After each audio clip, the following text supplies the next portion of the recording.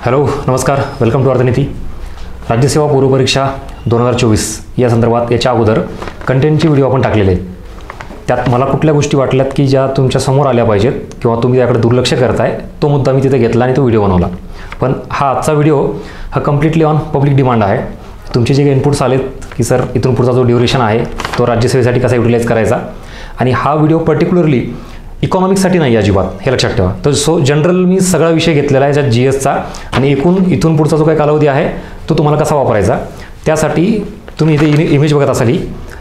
If you are fail to plan you are planning to fail. आपण जर directly अभ्यास सुरू केला, कुठला तरी विषय घेतला, बुक घेतला आणि वाचायला सुरू केलं, सो तुम्हाला आउटपुट मिळणार नाही. आपल्याला अगोदर काय करावं लागेल, प्लॅन करावं लागेल. आणि मग प्लॅन कधी, अजून 2-3 महिने, पेपर एकदम 15 दिवसावर आहे, 1 महिन्यावर आहे, तेव्हा प्लॅन करून फायदा आहे का? सो टाईम टू प्लॅन हीच वेळ आहे जी आपल्याला आता साध्य करायची आहे. चलो, या संदर्भात काय काय गोष्टी आहेत बघा.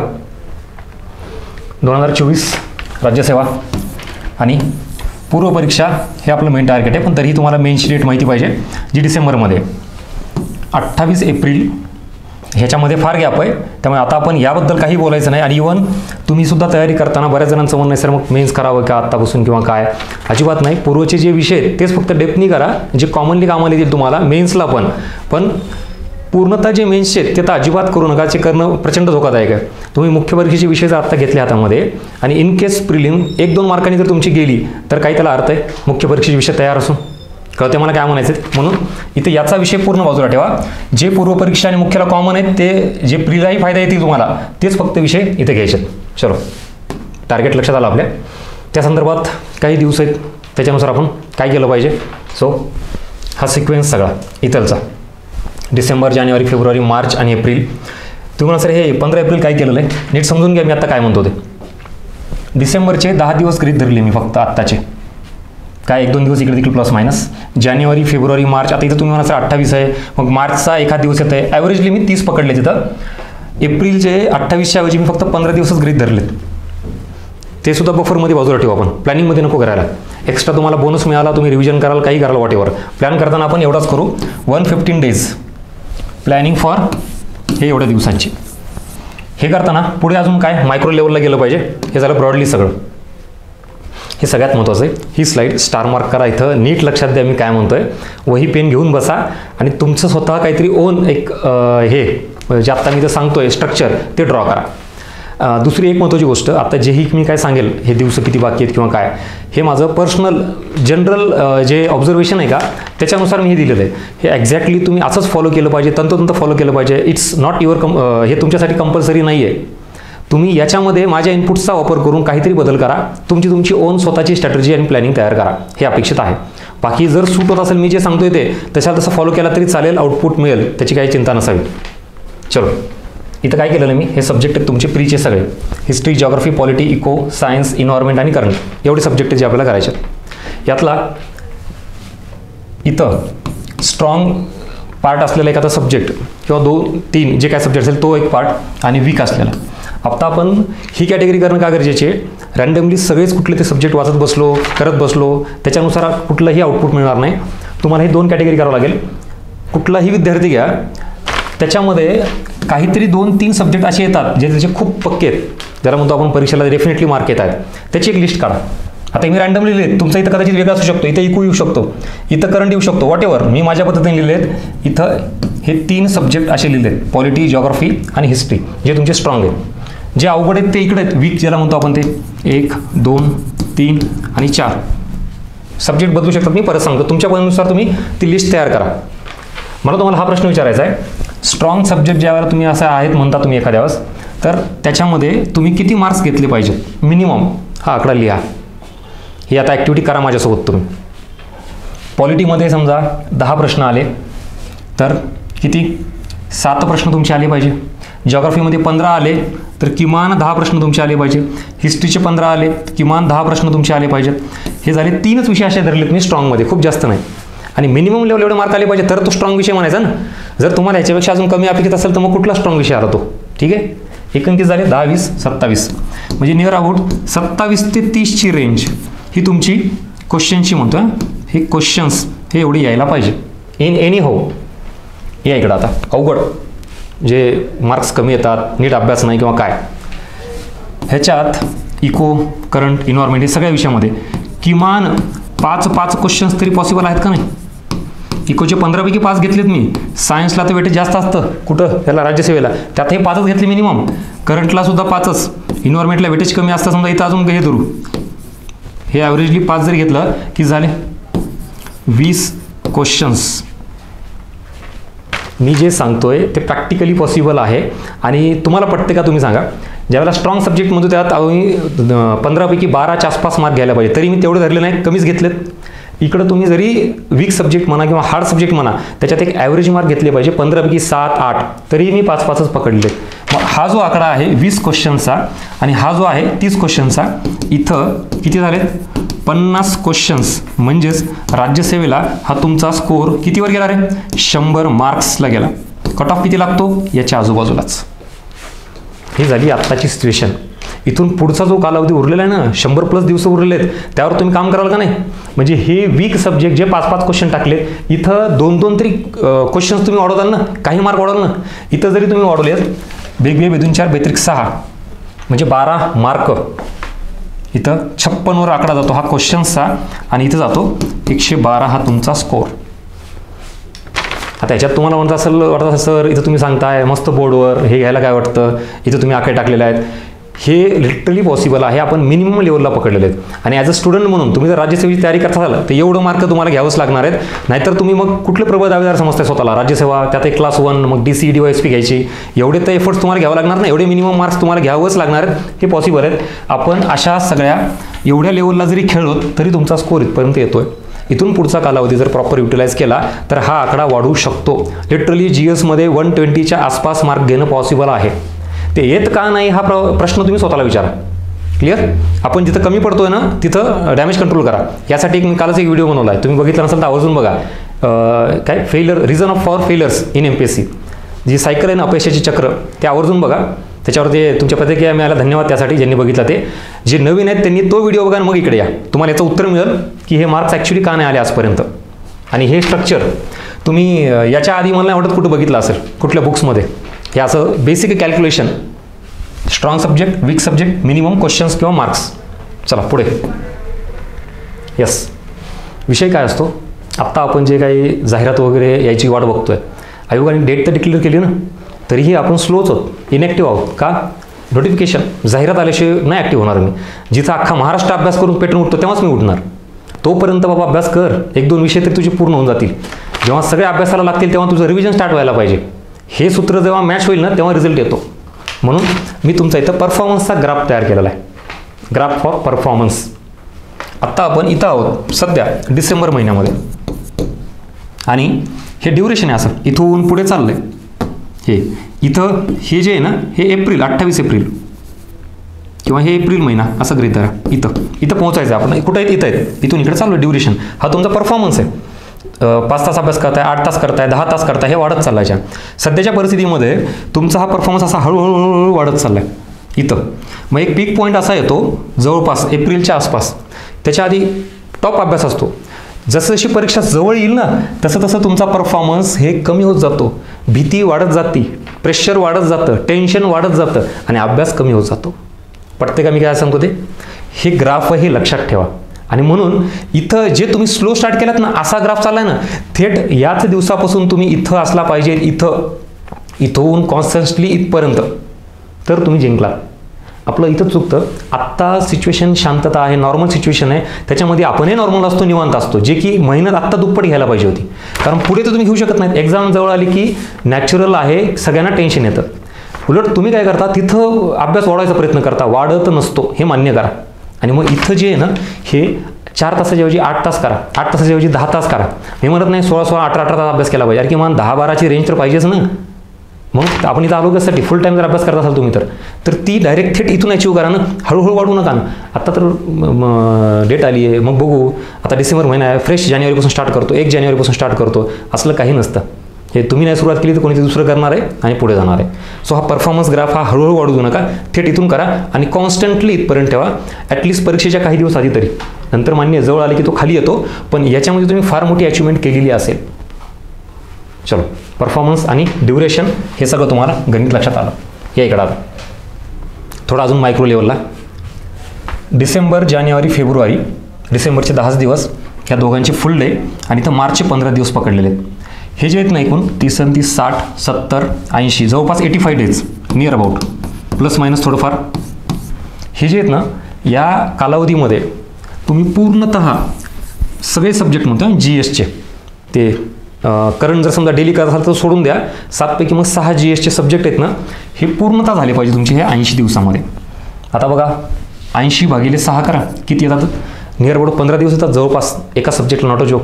मग एका दिवशी एकच सब्जेक्ट घ्यायचा का एका दिवशी 2 सब्जेक्ट घ्यायचे, 15 दिवसात एकच सब्जेक्ट घेऊन पूर्ण करायचा की 15 दिवसात अर्धा दिवस द्यायचा, हे टोटली तुमच्यावर आहे. ही फ्लेक्झिबिलिटी तुम्ही डिसाईड करा, तुम्हाला कसं जमतं काय करायचं ते. त्याच्यासाठी परत माझा नंबर दिला आहे, बिंदास फोन करा किंवा आपल्या नारायणपेठ पोलीस चौकीचं ऑफिस आहे नारायणपेठेमध्ये तिथे येऊन तुम्ही भेटू शकता.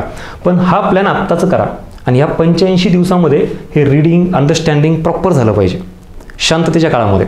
इथं हे झाल्यानंतर पुढचा स्लॉट ठेवला मी, मार्चच्या 15 दिवसाची ते वापरले, उरलेले 15 दिवस आणि एप्रिलचे 15 दिवस. या 30 दिवसात फक्त आणि फक्त तुमचं काय झालं पाहिजे? रिव्हिजन. ॲक्च्युली हा स्लॉटच नसतो कोणाकडं, मान्य आहे का? आपण काय करतो, इथून जे स्टार्ट करतो ते इथंपर्यंत रीडिंगच असते फक्त, अंडरस्टँडिंगच असते फक्त. ह्याला अर्थ नाही. तुमचा रिझल्ट जर यायचा असेल, कट ऑफच्या पुढं जायचं असेल तर हे सेक्शन दिल्याशिवाय रिझल्ट नाही, हे नोट डाऊन करून ठेवा. आणि त्याला मी चांगला 1 महिना दिला. इथं सुद्धा तुम्ही 6 किंवा 7 सब्जेक्टला लिटरली 3-3, 4-4 दिवस देऊ शकता ना. जॉब फार मोठं आहे आणि मग कसा रिझल्ट येत नाही बघू आपण. हे सुद्धा मी सांगितल्याप्रमाणेच फॉलो केलं पाहिजे. नाही तुम्ही तुमच्या पद्धतीने हे मोल्ड करू शकता. मी परत सांगतोय, इट्स जस्ट सजेशन, माझं ओपिनियन आहे, माझं जनरल सगळ्यांसाठीच आहे. त्यात त्याला डिपेंड करतं, व्हॅरी करतं. तुम्ही नवीन आहात, जुने आहात, किती अभ्यास झाला, काय झाला, त्याच्यानुसार हे बदलू शकतं. क्लिअर? चलो मी परत सांगतोय, ॲज इट इज फॉलो करू नका, तुम्ही मोल्ड करू शकता याच्यामध्ये. मी एक जनरल प्लॅन तुम्हाला देतोय सगळ्यांसाठी. पुढं सिलेबस. आता हे एवढं सगळं सांगितलं, मंथ वाईज कॅल्क्युलेशन करून दिलं, डे वाईज कॅल्क्युलेशन करून दिलं, स्ट्रॉंग सब्जेक्ट 20 सब्जेक्ट, मिनिमम किती खेळलं पाहिजे, काय सगळं झाल्यानंतर स्टार्ट कुठून करायची. तुम्ही आता सांगितलं सर आम्हाला स्ट्रॅटेजी प्लॅनिंगबद्दल एक डायरेक्शन मिळाली, पण एक्झॅक्टली सुरुवात कुठून करायची तर या वर्तमानात या परत आला. आत्ता सुरुवातीला एकदम काय करायचं तर सगळ्यात इम्पॉर्टंट आहे सिलेबस पूर्वपरीक्षेचा. आणि त्यातही सब्जेक्ट वाईज एक्झॅक्टली किती टॉपिक आहेत कुठे. जसं की इकॉनॉमिक्सचं मी सांगतो तुम्हाला, आयोगाने एकाच ओळीत सिलेबस दिलेला आहे. काय त्याच्यात समजलं तुम्हाला, कुठले टॉपिक आहेत कुठले नाहीत हे माहिती आहेत का, ते फाइंड आउट करा आणि व्यवस्थित त्याचा लिस्ट तयार करून घ्या. Same geography, same history, polity. हिस्ट्रीमध्ये पण प्राचीन, मध्ययुगीन, आधुनिक, मग त्यात कुठलं करायचं, इनपुट आउटपुट रेशो कसा आहे, सगळंच एकदाच करायचं का जास्त मार्क कशाला त्याला करायचं, प्रायोरिटी कशाला ठरवायची. इन द सेम जिओग्राफीमध्ये, जिओग्राफीत गेलं तुम्ही तर फिजिकल जिओग्राफी राज्यसेवेला जास्त इम्पॉर्टंट आहे. मग तुम्ही महाराष्ट्राचा भूगोल, भारताचा भूगोल कसा करणार आहेत आणि प्राकृतिक भूगोल कसा करणार आहेत ह्याचं वेटेज काढलं आहे का. पॉलिटीमध्ये कुठला अँगल जास्त इम्पॉर्टंट आहे, हे सगळं जर नीट ठरवून घेतलात आणि सिलेबसला लिंक केलात तर फायदा आहे. अदरवाईज तुम्ही डायरेक्शन लेस पुढे जाल, तुम्हाला काहीच करणार नाही, तुम्ही कुठं करताय. तुम्हाला कळलं वाटतं की मी मेहनत करतोय पण त्याला कुठेही दिशा नसणार आहे. त्यामुळं प्रायोरिटी पहिली स्टेप आहे सिलेबस प्रॉपर सगळ्या सब्जेक्टचा करून घ्यायचा. Second PYQ analysis. I repeat, me analysis म्हटलं, PYQ सॉल्विंग म्हटलं नाही, ही चूक करू नका. आपलं चुकतं, आपण PYQ सॉल्व करायला जातो. तुम्ही ज्यावेळेला तयारी करताय ना त्या सब्जेक्टचं जस्ट PYQ बघून घ्या आणि समजून घ्या आयोगाची लँग्वेज कशी आहे, कन्सेप्च्युअल क्वेश्चन्स कसे विचारले जातात, फॅक्च्युअल कसे विचारले जातात, वेटेज किती कोणाचं जास्त आहे. साधे सुद्धा प्रश्न विचारले जात असेल तर आपल्याला ते करावं लागणार आहे. जसं की इकॉनॉमिक्समध्ये मी सांगतो लॉंग फॉर्मवर सुद्धा प्रश्न विचारतो, इव्हन राज्यसेवेला, फक्त कंबाईनलाच नाही, ग्रुप सीलाच नाही तर राज्यसेवेला, मेन्सला सुद्धा. एवढा छोटा घटक आपल्यापासून दुर्लक्षित राहतो की माहीतच नाही ना. आपण काय करतो, फक्त PYQ वाचत सुटतो, ॲनालिसिस नाही करत. दुसरी मी इकॉनॉमिक्सचं सांगेल परत, PYQ ॲनालिसिसमधून तुम्हाला हे कळतं की योजना, समावेशन हा प्रकार काय आणि समावेशनाच्या संबंधित योजना कुठल्या कुठल्या येतात हे PYQ ॲनालिसिसमधून कळतं. कन्सेप्टवर, अंडरस्टँडिंगवर क्वेश्चन असतात, त्यासोबतच ॲप्लिकेशनवर क्वेश्चन असतात आणि इंटरलिंकिंगवर क्वेश्चन असतात. हे ना ह्याला म्हणायचं ॲनालिसिस. उगाच आपण क्वेश्चन वाचतोय, सॉल्व करतोय, पुढे सरकतोय, याच्यातून आउटपुट मिळणार नाही. तुम्हाला जर विषयाची दिशा ठरवायची असेल, एक्झाम ओरिएंटेड अभ्यास कसा करायचा ठरवायचा असेल तर PYQ ॲनालिसिस केलं पाहिजे, सॉल्विंग वगैरे नंतर. क्लिअर? चला, हे झाल्यानंतर आता तुम्हाला कळालं सिलेबस काय, आयोगाचे प्रश्न काय, डेप्थ किती आहे, त्या सब्जेक्टची रिक्वायरमेंट काय आहे. जसं की इकोचं सांगतो मी तुम्हाला, लोकसंख्येवर सतत प्रश्न आहे, शाश्वत विकासावर सतत प्रश्न आहे, शाश्वत विकास, मानव विकास सतत प्रश्न आहेत, सार्वजनिक वित्त, दारिद्र्य, असे काही एरिया आहेत ना. मग हे कशावरून कळतं तुम्हाला, सिलेबस आणि PYQ. आता तुमचा मास्टर प्लॅन बनवायला तयार झालात तुम्ही. पण आजपर्यंत कधी ह्याच्याकडे लक्ष दिलं नाही. आपण घेतलं पुस्तक, वाचलं पहिल्यापासून शेवटच्या पायापर्यंत, चला पुढं या इकडं. आता हे सगळं झाल्यानंतर, क्लिअर झाल्यानंतर आता रेफरन्स बुक ठरवा आणि प्रॉपर रीडिंग आणि अंडरस्टँडिंग ही सुरू करा. जे तुम्हाला मी याच्या आधीचा प्लॅन दिला होता. किती 8-10 दिवस ठरवा, 15-15 दिवस ठेवा एका विषयाला, पण तो पूर्ण विषय व्यवस्थित करायचा. हा ड्युरेशन, ही स्टेज आहे त्याची. पहिली स्टेज ही झाली, ही सेकंड स्टेज झाली, ही थर्ड स्टेज. याच्यात नोट्स काढा, काय करायचं ते इथं करा. हे झाल्यानंतर इथं चौथी स्टेज रिव्हिजन, जो स्लॉट मी ठेवला होता तिथं, ह्याच्याशिवाय रिझल्ट येत नाही. आणि मग रिव्हिजन झाल्यानंतर last and most important stage 5th number MCQ practice किंवा टेस्ट सिरीज. इथंपर्यंत अख्खा महाराष्ट्र करतो, किंवा इथंपर्यंत सगळ्यात जास्त महाराष्ट्र, इथं सगळं, इथं पण कमी जण पोहोचतात. आणि सगळ्यात कमी कुठं पोहोचतात माहिती आहे का? इथंपर्यंत. का? कारण आपल्याला आपला केलेला अभ्यास कधीच चेक करायचा नाही. आपण केलेलं सगळं अंडरस्टँडिंग कधीच ॲप्लिकेशन करत नाहीत आपण. हे ॲप्लिकेशन आहे. MCQ प्रॅक्टिस म्हणजे, टेस्ट सिरीज म्हणजे केलेला अभ्यास प्रश्नांच्या स्वरूपात येतोय का? आणि जर येत नसेल तर मग इथंच कळतं ना आपण कुठं कमी आहेत. कन्सेप्ट कमी पडते, फॅक्ट्स कमी पडते, ॲप्लिकेशन कमी पडतंय. बघा ना, हे MCQ प्रॅक्टिस करून हे नव्याने प्रश्न असतात. पण आपलं चुकतं कुठं माहिती का? बरेच जण मला जाणवत आहेत, हा पूर्ण स्लॉट स्किप करून परत हे काय करतात माहिती का? PYQ हातात घेतात. अरे PYQ इम्पॉर्टंट आहे, मला मान्य आहे ना, पण किती वेळा PYQ वाचणार? बऱ्याच जणांना तोंड पाठ झालं आहे. वर प्रश्न आला आयोगाचा की ते डायरेक्ट उत्तर सांगते, 3 नंबर उत्तर आहे, 4 नंबर उत्तर आहे. मान्य आहे का? हे झाली ना सिच्युएशन. त्याच्यातून तुम्हाला काय साध्य होणार आहे? पण जर तुम्ही नवीन प्रश्न MCQ जर सॉल्व्ह केले, जे आपल्या टेलिग्रामला आपण ती सिरीज सुरू केलेली आहे बघा, त्याची कशामुळे केलं? तुम्हाला चालना मिळते. तुम्ही वाचलेल्या गोष्टी नवीन प्रश्न स्वरूपात येते का? आणि जर नाही तर तुम्हाला कळतं आपण कुठे चुकतोय. तो जे PYQ करून लक्षात येणार नाही. आणि झालं ना, PYQ घेतलं नाही तर इम्पॉर्टंट आहे म्हणून परत PYQ काय करणार तुम्ही? क्लिअर? चलो, so this is all about chronology, sequence. आणि अशा पद्धतीनं ह्या सगळ्या गोष्टी तुम्ही जर केलात तर राज्यसेवेचा प्लॅन आता ह्या लेक्चरमार्फत तुम्हाला नक्कीच बनवता येतो. इंडिव्हिज्युअली तुम्ही प्लॅन बनवा. बाकी काय अडचण असेल तुम्ही आहेच. हा व्हिडिओ, हा कंटेंट कसा वाटला नक्की तुमच्या प्रतिक्रिया कमेंट बॉक्समध्ये कळवा. आणि व्हिडिओला लाईक करा, जास्तीत जास्त विद्यार्थ्यांपर्यंत शेअर करा. ही येणारी राज्यसेवा 2024 आपली शेवटची असली पाहिजे. शेवटची इन द सेन्स त्यात प्री निघाली पाहिजे, मेन्सही निघाली पाहिजे, आणि इंटरव्ह्यू क्रॅक करून पोस्ट घेऊन तुम्ही बाहेर पडला पाहिजेत, ही अपेक्षा आहे. एक ट्रूथ असं सांगतो, जी कुठल्या पुस्तकात नाही आहे, लक्षात द्या. तुम्ही आता जे काही 2024, आता या दोघांसाठी म्हणा, कंबाईन असो राज्यसेवा असो, नीट या, हा पार्ट झाला जस्ट स्ट्रॅटेजी आणि प्लॅनिंगचा, कुठला राज्यसेवेचा. त्यासाठी तुम्हाला इनपुट्स काढून दिलेत. पण ते का गरजेचं आहे, तुमच्यात अलर्टनेस, सिरियसनेस का आला पाहिजे, नीट लक्षात घ्या. तुम्ही तयारी करताय 2024 एप्रिल, ठीक आहे. मेन्स कधी आहे? थेट डिसेंबरमध्ये 24च्या मेन्स आहे. आता ही इथं रिझल्ट लागला, तुम्ही डिसेंबरला आले, मेन्स आला, हे परत रिझल्ट लागला. आता रिझल्ट काय लगेच डिसेंबरला लागतो का? नाही. म्हणजे इथं तुम्ही आता काय उजाडलं? 2025. ते पण जानेवारी फेब्रुवारीमध्ये कधी लागतो माहीत नाही. रिझल्ट लागल्यानंतर परत इंटरव्ह्यू आहे ना, मग इंटरव्ह्यू आला. इंटरव्ह्यूला किती नाही म्हणलं तर परत 3-4 महिने जातातच. मुळात तुमचा मेन्सचाच रिझल्ट लागला पाहिजे. मेन्सचा रिझल्ट लागला की परत इंटरव्ह्यू झाला पाहिजे. म्हणजे तुम्ही 25चं हे सुद्धा जवळपास एप्रिल गाठताय. ही झाली प्रोसेस पूर्ण, प्री मेन्स इंटरव्ह्यू. क्लिअर? कधी? जवळपास 2025चा अर्ध गाठलं तुम्ही. एप्रिल, मे, जूनच्या आसपास प्लस मायनस होत होते. परत हे झाला इंटरव्ह्यू इथं, याचा परत रिझल्ट. आपल्याला माहिती ही प्रोसेस किती फास्ट आहे आयोगाची, ह्या सगळ्या परीक्षा होण्यात, प्रोसेस होण्यामध्ये माहिती सगळं. परत इथं जुलैमध्ये रिझल्ट लागू शकतो, हा फायनल. जून किंवा जुलै, ते पण सगळं सुरळीत पार पडलं तर कधी? 2025च्या. आता रिझल्ट लागल्यानंतरही तुमचं लगेच जॉईनिंग असतं का? नाही. ट्रेनिंग असतं, 1 वर्ष ट्रेनिंग. म्हणजे तुम्ही 2026मध्ये एंटर केलं.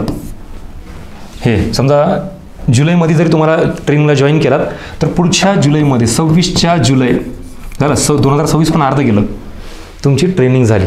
वास्तव लक्षात घ्या. त्याच्यानंतर लगेच जॉईनिंग मिळते का तुम्हाला? कितीतरी अधिकारी आंदोलन करतायत, आम्हाला जॉईनिंग द्या म्हणून, नाही दिलं. म्हणजे 2-4 महिने कसे पण जाणार. तुमचं ट्रेनिंग झाल्यानंतर आहे 2026 पूर्ण संपलं, 2027मध्ये कदाचित झालं तर जानेवारीमध्ये मिळू शकतं. तुम्हाला कितीही अतिशोक्ती वाटू द्यात, सर काही सांगतात वाटू द्यात, जुन्या विद्यार्थ्यांना विचारा थोडा मागचा इतिहास बघा. हे थोडंफार 19-20 होऊ शकतं, 3-4 महिने इकडं तिकडं, पण डेफिनेटली हा सगळा आकडा तुम्ही जर बघितला तर 2027ला तुमची जॉईनिंग होणार आहे. Not a joke. तुम्ही कुठे आहात आणि काय आपण वास्तव समजून घेतोय, प्रेझेंटमध्ये काय जगतोय. मी मागच्या व्हिडिओमध्ये सांगितलं मित्रांनो, हे जे सगळं चाललंय ना आपलं, हे तुमच्या एकट्यांचं नाही आहे. तुमचे आई वडील, भाऊ बहीण, तुमचं घरचं, म्हणजे हे काही इमोशनल वगैरे प्रकार नाही, ही रिॲलिटी आहे. तेही तुमच्या इथं सगळ्या अभ्यासावर लक्ष देऊन असतात. हे स्वप्न तुमची एकट्याची नाही, त्यांचे पण आहेत. मग आपण इथं सिरियस आहोत का, पुण्यात आलेले किंवा इतर महाराष्ट्रात जिथं विद्यार्थी मला बघतायत त्यांना, आणि सिरियस नसेल तर मग ह्याला जबाबदार कोण आहे? आयोगाचं काही असेल ते असेल, प्रश्न पेपर काय काढेल डझंट मॅटर. तुम्ही स्वतः वैयक्तिक तयार आहात का? नाही. आपण काय DCच्या जागा किती आहेत, DYSPच्या जागा किती आहेत, नाही अजून नोटिफिकेशन नाही आलं, नाही ह्यावेळेस जागा 200 आहेत का 500 आहेत का? अरे काय हे आपल्या हातात आहे का? तुमच्या हातात अभ्यास करणे. बरं, आयोगाने उद्या 500 काढल्या DC आणि DYSPच्या खूप मोठ्या मागायला, तुम्ही तयार आहेत का? प्रिलिम पास होणार आहेत का? आणि जरी सगळं झालात तर हे आकडा कुठं जाणार आहे 27ला? हे तुम्हाला माहिती का? तुमच्या घरच्यांना माहिती का हे सगळं एवढा कार्यक्रम मोठा असणार आहे म्हणून? बरं, हे इथपर्यंत आलोत. आता अजून पुढची गोष्ट नीट आहे का? सेकंड हाफ तर अजून जास्त इंटरेस्टेड आहे.